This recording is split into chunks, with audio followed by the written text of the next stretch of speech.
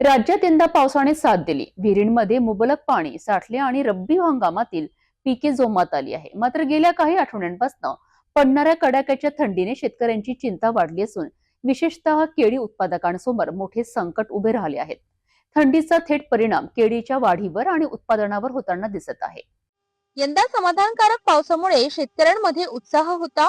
गहू, हरभरा, ज्वारी, मका यांसारख्या रब्बी पिकांची वाढ चांगली होत आहे। मात्र गेल्या 3 आठवड्यांपासून सुरू असलेल्या तीव्र थंडीने केळी बागांवर चरका बसला आहे।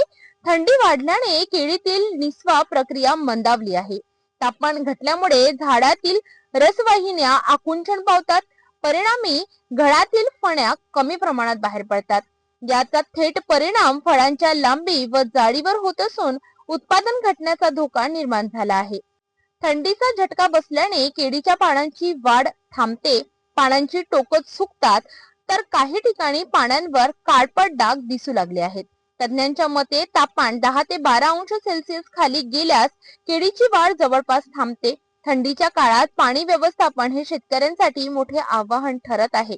जास्त पाणी दिल्यास मुळांना इजा होते, तर कमी पाणी दिल्यास झाड कोमेजते। या दुहेरी कोंडीत शेतकरी अडकलेला आहे। दरम्यान मागील 2 ते 3 महिन्यात केळीचे बाजारभाव खूपच घसरले होते। यामुळे शेतकऱ्यांना मोठा आर्थिक फटका बसला।